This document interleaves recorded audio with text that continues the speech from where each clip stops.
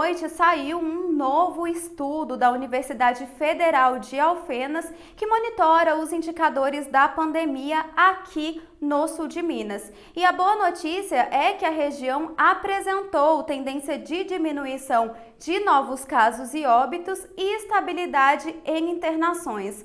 Mais cedo eu conversei com o professor que coordena esse estudo, o Sinésio Inácio da Silva, e ele explicou para a gente como que está a situação em Pouso Alegre e fazendo uma referência com a notícia que a gente trouxe ontem sobre a diminuição das internações. Pouso Alegre, o município de Pouso Alegre, né, o segundo maior município do sul de Minas, ele também cedia a regional de Pouso Alegre. Então, o efeito positivo, né, acontecido no município acabou configurando, se somando também ao avanço, né, nesse indicador aí da região. Então, isso, na verdade, reflete, né, ou está coerente com o que está acontecendo na região sul e mesmo em Minas Gerais, que atualmente nós estamos vivendo uma tendência de redução, de diminuição, né, na tendência de novos casos, de óbitos, e estamos aí com uma estabilidade em internações aí, tendendo também para diminuição. E professora, a média diária de novos casos, segundo o estudo, ficou abaixo da registrada no início da onda roxa, mas ainda acima de 1.000 diagnósticos, né? O que é um dado negativo, apesar da aparente melhora. Exatamente. Então, a gente faz esse paralelo com a onda roxa, né? Porque todos sabem, né? Foram um conjunto de medidas mais restritivas. Então, nós conseguimos agora, né? Depois de mais de 2, 3 meses, 4 meses quase, né?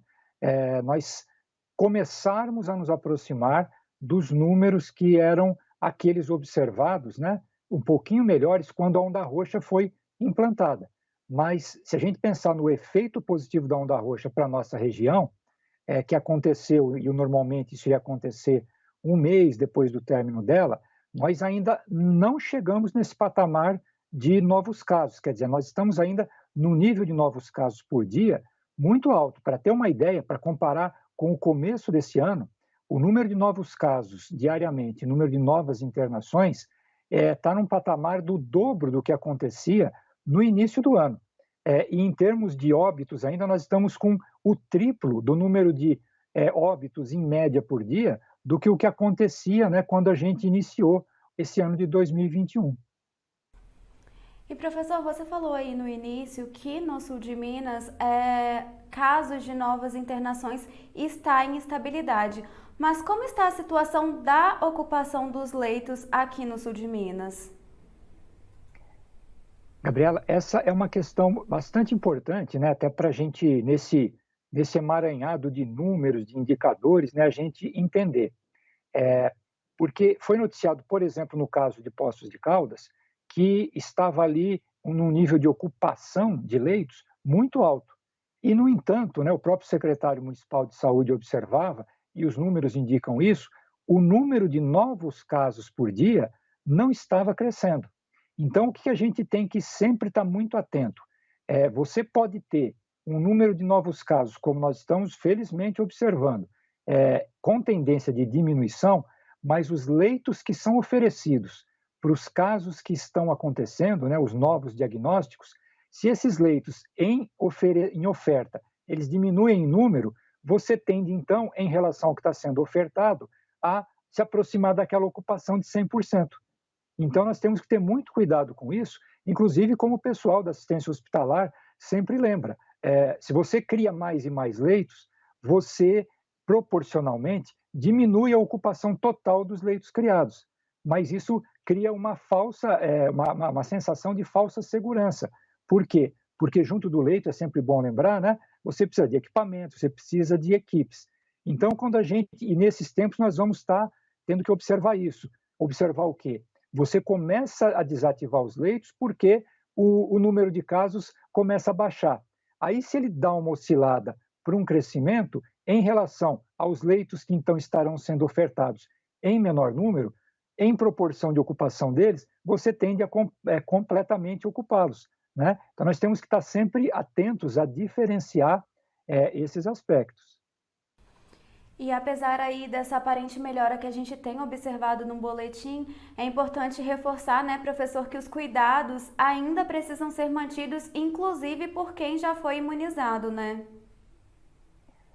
Perfeito. Por quê? Vamos falar aí das pessoas, né, que já foram vacinadas. As vacinas, elas passaram pelos estudos, como são os estudos protocolares de segurança, até o chamado estudo de fase 3. Agora nós estamos vivendo o que se chama de fase 4, que é o quê?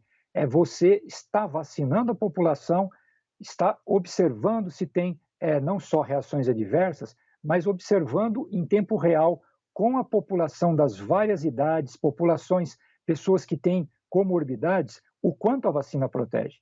Então, qual é a questão em relação a isso?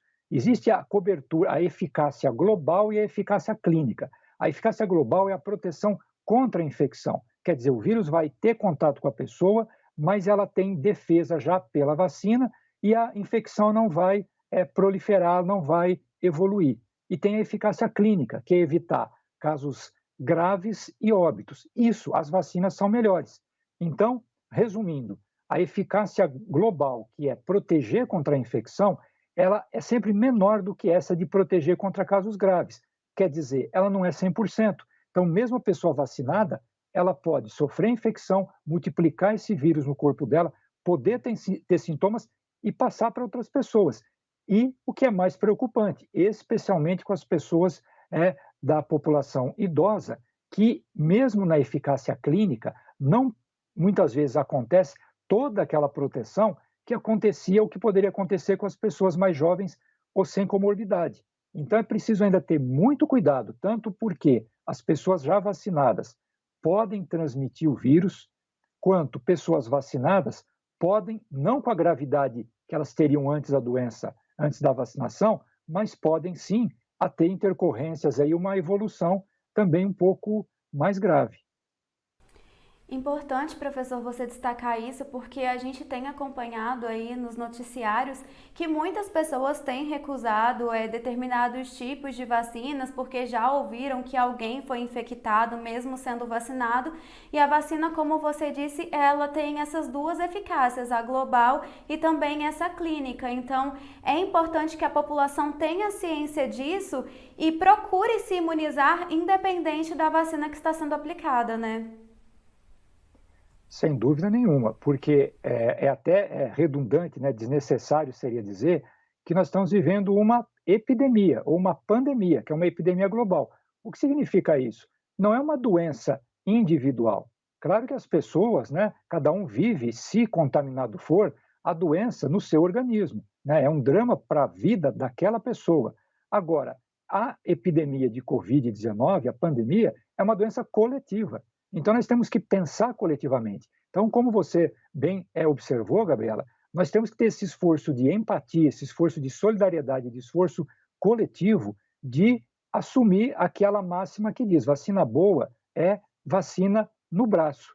E continuarmos, né, frisando as medidas de prevenção.